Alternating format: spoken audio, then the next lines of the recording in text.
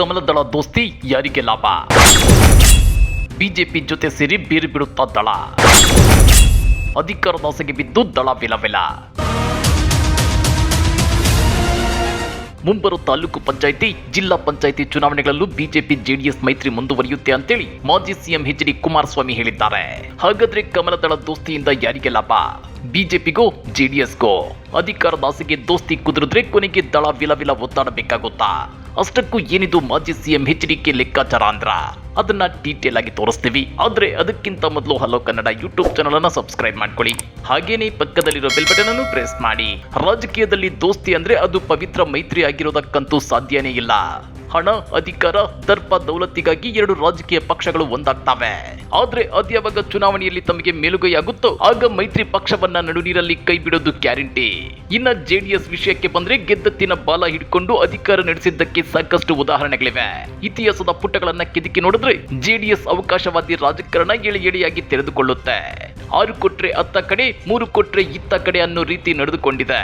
ಪರಿಸ್ಥಿತಿ ಹೀಗಿರುವಾಗ ಕಳೆದ ಲೋಕಸಭಾ ಚುನಾವಣೆಯ ಟೈಮಲ್ಲಿ ಬಿಜೆಪಿಗೆ ಜೆಡಿಎಸ್ ನ ದೋಸ್ತಿ ಅನಿವಾರ್ಯವಲ್ಲದಿದ್ರು ಜೆಡಿಎಸ್ ಪಕ್ಷಕ್ಕೆ ಅನಿವಾರ್ಯವಾಗಿತ್ತು. ಅದೊಂಥರ ನಾಯಿ ಹಸ್ದಿತ್ತು, ಅನ್ನ ಅಳಿಸಿತ್ತು ಅನ್ನೋ ರೀತಿ ಇತ್ತು. ಹೀಗಾಗಿ ಕಳೆದ ಲೋಕಸಭಾ ಚುನಾವಣೆಯಲ್ಲಿ ಕರ್ನಾಟಕದಲ್ಲಿ ಬಿಜೆಪಿ ಮತ್ತು ಜೆಡಿಎಸ್ ದೋಸ್ತಿ ಮಾಡಿಕೊಂಡು ಒಟ್ಟಿಗೆ ಚುನಾವಣೆ ಎದುರಿಸಿದ್ವು. ಆರಂಭದಲ್ಲಿ ಜೆಡಿಎಸ್ ದೋಸ್ತಿಯನ್ನ ಕೇವಲವಾಗಿ ನೋಡಿದ್ದ ಬಿಜೆಪಿಗೆ ಚುನಾವಣಾ ಫಲಿತಾಂಶ ಹೊರಬಿದ್ದ ಮೇಲೆ ಜೆಡಿಎಸ್ ದೋಸ್ತಿ ಕೈ ಹಿಡಿದಿರೋದು ಅರಿವಿಗೆ ಬಂದಿತ್ತು. ಜೆಡಿಎಸ್ ಜೊತೆ ದೋಸ್ತಿ ಮಾಡಿಕೊಂಡಿರ್ಲಿಲ್ಲ ಅಂದಿದ್ರೆ ಬಿಜೆಪಿಗೆ 5-6 ಸೀಟುಗಳು ಕಡಿಮೆ ಬರ್ತಾ ಇದ್ವು. ಅದರ ನೇರ ಲಾಭ ಕಾಂಗ್ರೆಸ್ಗೆ ಆಗ್ತಾ ಇತ್ತು. ಹೀಗಾಗಿ ಸದ್ಯ ಕರ್ನಾಟಕದಲ್ಲಿ ಕಾಂಗ್ರೆಸ್ ಸ್ಟ್ರಾಂಗ್ ಆಗಿದ್ದು ಮುಂಬರುವ ಎಲ್ಲಾ ಚುನಾವಣೆಗಳಲ್ಲಿ ಬಿಜೆಪಿಗೆ ಜೆಡಿಎಸ್ಗೆ ಬಿಜೆಪಿ ದೋಸ್ತಿ ಅನಿವಾರ್ಯವಾಗಿದೆ.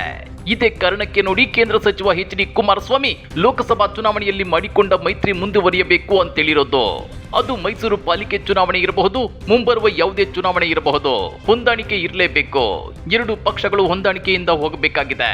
ತಾಲೂಕು ಪಂಚಾಯಿತಿ, ಜಿಲ್ಲಾ ಪಂಚಾಯಿತಿ ಚುನಾವಣೆಗೂ ನಾವು ಸಜ್ಜಾಗಬೇಕಾಗಿದೆ ಅಂತೇಳಿ ಎಚ್.ಡಿ. ಕುಮಾರಸ್ವಾಮಿ ಹೇಳಿದ್ದಾರೆ.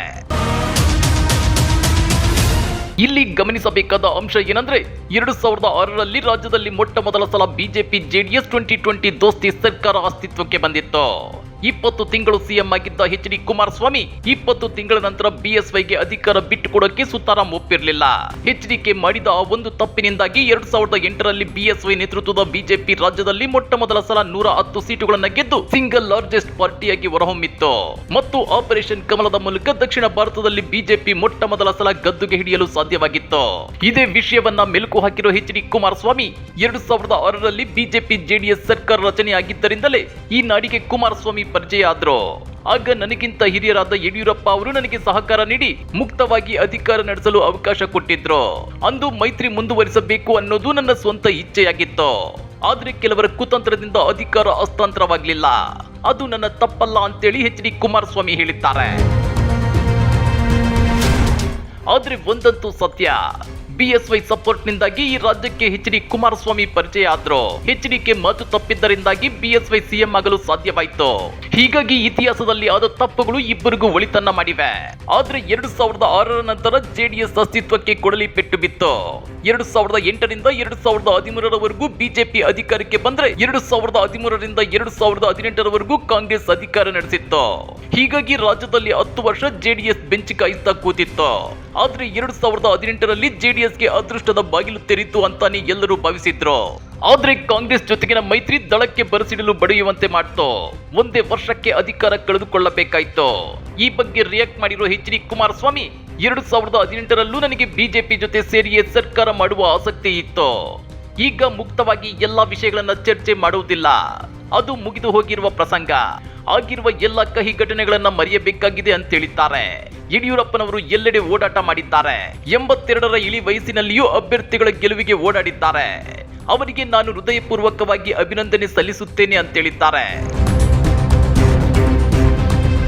ಇನ್ನ ಕಮಲದಳ ದೋಸ್ತಿಯ ಅಸಲಿ ಉದ್ದೇಶ ಒಂದೇ, ರಾಜಕೀಯ ಲಾಭ ಮಾಡಿಕೊಳ್ಳೋದು. ಸದ್ಯ ಕರ್ನಾಟಕದಲ್ಲಿ ಅಸ್ತಿತ್ವಕ್ಕಾಗಿ ಪರದಾಡುತ್ತಿರೋ ಜೆಡಿಎಸ್ಗೆ ಬಿಜೆಪಿ ದೋಸ್ತಿ ಉಸಿರುಗಟ್ಟುತ್ತಿರುವವನಿಗೆ ಆಕ್ಸಿಜನ್ ಸಿಕ್ಕಂತಾಗಿದೆ. ಇತ್ತ ಬಿಜೆಪಿ ಇಂಟೆನ್ಷನ್ ದಳ ಭದ್ರಕೋಟೆ ಹಳೆ ಮೈಸೂರು ಭಾಗವನ್ನ ಕೊಳ್ಳೆ ಹೊಡೆಯಬೇಕು ಅನ್ನೋದು. ಈಗಾಗಲೇ ಕಳೆದ ಲೋಕಸಭಾ ಚುನಾವಣೆಯಲ್ಲಿ ಬಿಜೆಪಿಗೆ ಈ ಭಾಗದಲ್ಲಿ ತುಂಬಾ ಲಾಭವಾಗಿದೆ. ಹೀಗಾಗಿ ಇನ್ನಷ್ಟು ದಿನ ದಳ ಜೊತೆ ದೋಸ್ತಿ ಮುಂದುವರಿಸೋಣ ಅನ್ನೋ ಆಲೋಚನೆಯಲ್ಲಿದೆ ಬಿಜೆಪಿ. ಆದ್ರೆ ಸದ್ಯದ ಮಟ್ಟಿಗೆ ಈ ದೋಸ್ತಿಯಿಂದ ಹೆಚ್ಚು ಲಾಭವಾಗ್ತಿರೋದು ಜೆಡಿಎಸ್ಗೆ ವಿನಃ ಬಿಜೆಪಿಗಲ್ಲ. ಈ ಬಗ್ಗೆ ನೀವೇನಂತೀರಾ? ಕಮೆಂಟ್ ಮಾಡಿ, ವಿಡಿಯೋ ಲೈಕ್ ಮಾಡಿ, ಶೇರ್ ಮಾಡಿ. ಇಂಥ ಮತ್ತಷ್ಟು ರೋಚಕ ರಾಜಕೀಯ ಸುದ್ದಿಗಳನ್ನ ಮಿಸ್ ಮಾಡದೆ ನೋಡಬೇಕು ಅಂದ್ರೆ ಹಲೋ ಕನ್ನಡ ಯೂಟ್ಯೂಬ್ ಚಾನಲ್ ಅನ್ನ ಸಬ್ಸ್ಕ್ರೈಬ್ ಮಾಡ್ಕೊಳ್ಳಿ.